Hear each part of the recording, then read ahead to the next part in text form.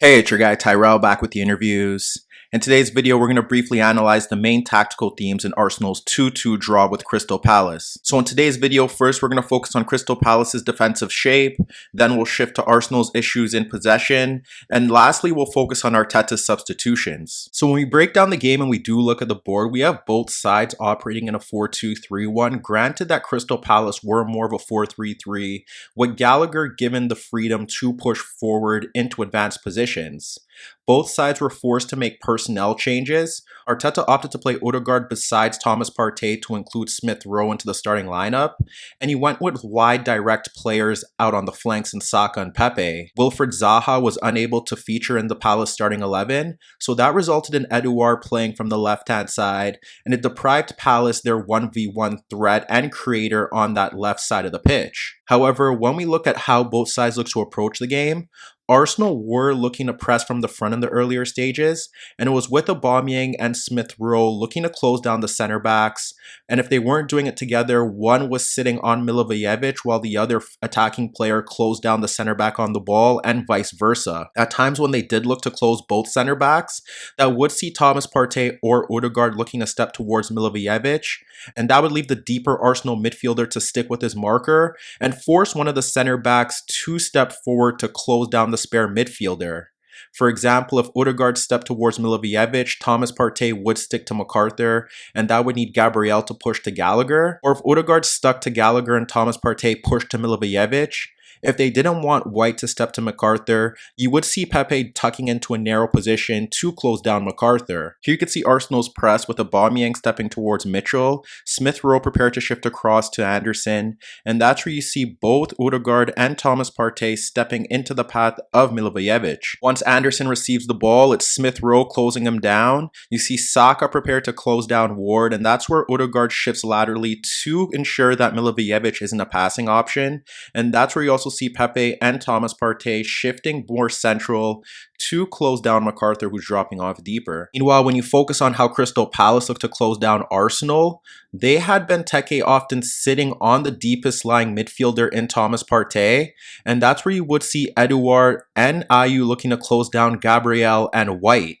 That does leave Tierney and Tomiyasu free out in the wider areas, but Edouard was comfortable in dropping back to close down Tomiyasu if the ball was played into his path, and Ayew was willing to do the same for Tierney. On the occasion where Ayew couldn't get back to close down Tierney, that's where you would see Milivojevic looking to shift across to close down Tierney, and at times that could leave Smith Rowe free, although McArthur was tasked with closing him down. And in the case where McArthur was pushing forward to close down Thomas Partey, in case Benteke couldn't do that, that's where you would see Edouard dropping off narrow to deal with Smith Rowe. The other alternative for Palace was to have one of the center backs stepping to close down Smith Rowe, but for the most part it was McArthur or Edouard doing that job. Here you can see Ayew stepping towards Gabriel, and you have Gallagher and Milivojevic near Odegaard, but Milivojevic is ready to shift over to Tierney if he gets the ball, and that's where you see McArthur stepping towards Thomas Partey. In that situation, Smith Rowe is free, but Edouard drops in a bit narrow to stick around the Arsenal number 10. Here's another example with this time Gallagher not being able to step, and that's where you have Milivojevic stepping towards Odegaard, and when Smith Rowe drops in to receive the ball, it's McArthur who's prepared to step forward to close him down. And if you look to another example, once again, it's Milivojevic stepping into Thomas Partey's third. You have Edouard dropping near Smith Rowe, but you could see McArthur is prepared to step in towards him, and Gallagher is tracking the movement of Odegaard. Ultimately, this is what you expect to see from Palace. You have Benteke stepping towards White, and this is where you see the midfield trio closing down to their marker. Gallagher's ahead of Odegaard, Milivojevic is stepping into the halfway circle to close down Thomas Partey, and McArthur's tracking the movement of Smith Rowe. Ultimately, when you focus on that midfield zone, the battle was pretty much straightforward. Ideally, Milivojevic should be dealing with Smith Rowe, but because Smith Rowe was dropping off into those pockets of space and on the outside of that inside channel, McArthur was dealing with him, Milivojevic was pushing forward to close down Thomas Partey, and Gallagher swarmed Odegaard to ensure that he couldn't get on the ball, whether it be in deeper positions or if Odegaard was looking to make forward runs in towards the channel. If Milivojevic couldn't step towards Thomas Partey, that's where you would see Benteke sitting on him to ensure that he couldn't get on the ball.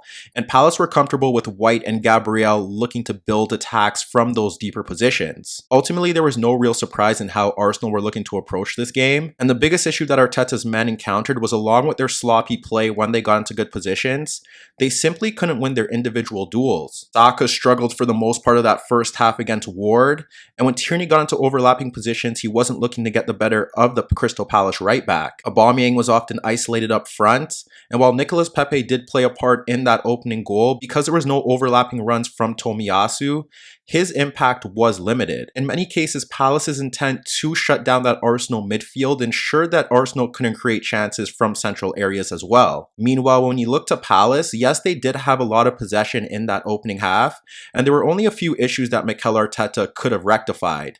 In terms of dropping off into 2 banks of 4, that did make sense for Arsenal given the fact that they did take the early lead, and the intent was to break in transition, but whenever they did receive that opportunity, they also made poor decisions and passing in the final third. Following Thomas Partey shifting the ball out to Saka, he's placed in a 1v1 position with Ward, and this is what Arteta wants from his wide players.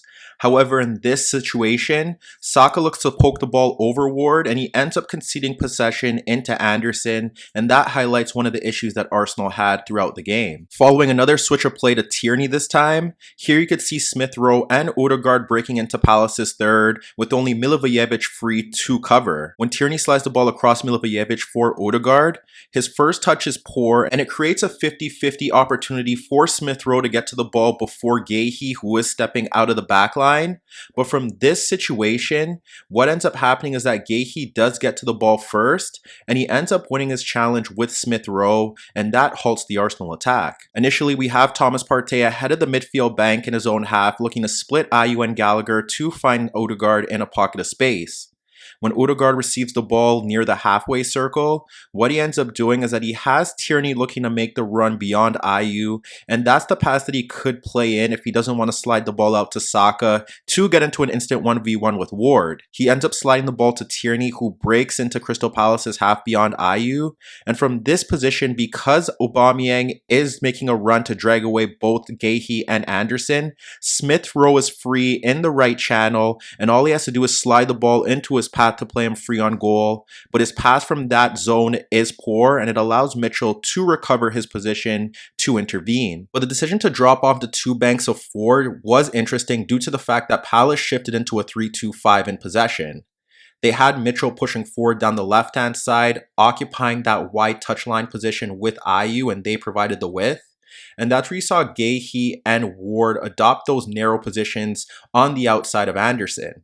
What you ended up seeing was that McArthur was dropping off into that inside left position, looking to get the ball and providing cover for Mitchell, and that would pull out Smith Rowe. Because when Arsenal were dropping off into those 2 banks of 4, they had Aubameyang and Smith Rowe closing down McArthur and Milivojevic to ensure that Palace couldn't create chances through their midfield options. And then you had Gallagher pushing forward, and that forced Odegaard deeper as Odegaard was his marker. That leaves Thomas Partey in that midfield zone, and what you end up seeing now is that it depends on how Arsenal want to play it.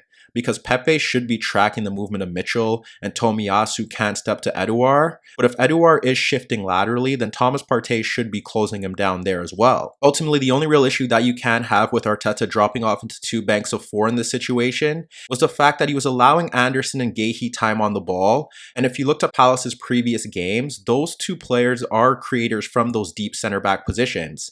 Anderson is renowned for his diagonal balls out into wider areas, but because Zaha wasn't playing, I guess you could afford that option due to the fact that you do fancy Pepe and Tomiyasu to deal with Mitchell, and Saka to drop off deeper to protect Tierney against Ayew. Ideally, even if Edouard does shift towards the wide touchline position, Thomas Partey could shift across with White, and it's still 4v2 in that zone because you have Smith Rowe sitting on McArthur. And even on the opposite flank, if Ayew does shift laterally to pull Tierney central, Saka's still a free man in that zone to drop off deeper to provide cover because Ward wasn't looking to push forward. So ideally, with Arsenal dropping off into those two banks of four, there was no real threat from those zones.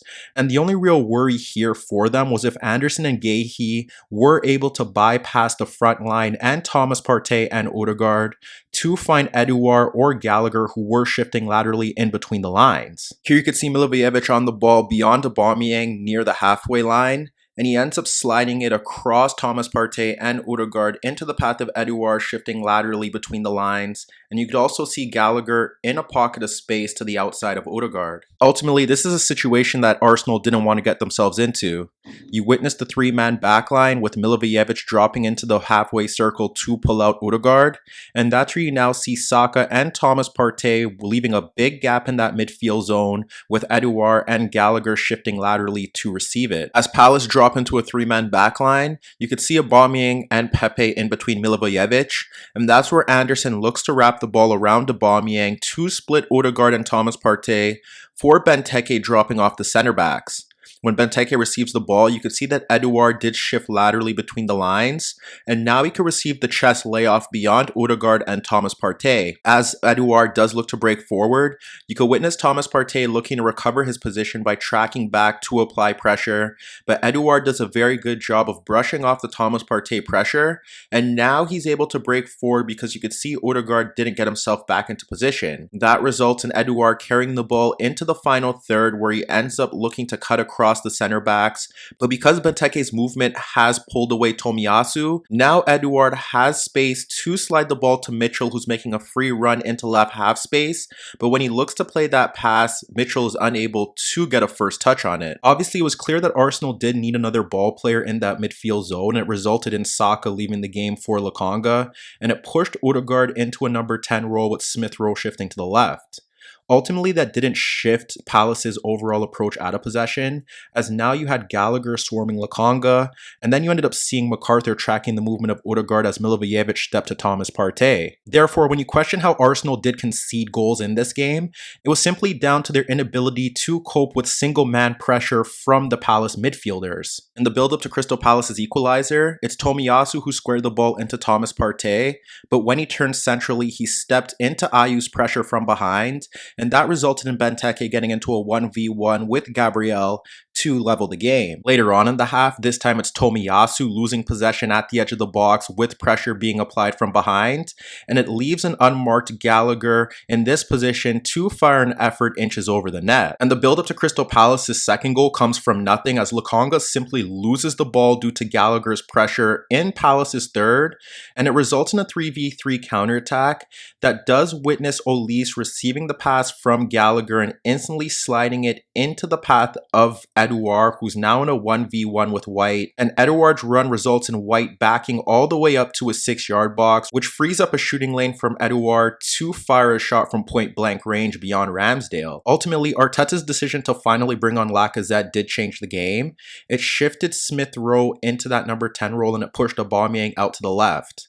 This is what we did suggest in our Arsenal Crystal Palace preview, as Lacazette is able to drag defenders towards him, he's able to bring runners in beyond him, and with Aubameyang playing in that inside left position, he's able to swap positions with Lacazette to combine, and they do play closer to each other rather than having Smith Rowe and Odegaard searching for possession in deeper midfield zones. And as you can see immediately, those two swapping positions, along with Lacazette and Aubameyang dragging defenders towards them while the other spun in behind, caused Palace several issues. Initially, we witnessed Tierney sliding the ball across Ayew into the path of Lacazette in beyond Kouyaté, and when Lacazette receives the ball, focus on Aubameyang instantly making a run between Ward and Anderson, as he knows that Lacazette is prepared to square the ball first time in towards his path. However, when Lacazette plays Aubameyang into that zone, Anderson does a very good job of coming across, and from here Aubameyang should be getting a shot off, but Anderson forces him to the byline to concede a corner.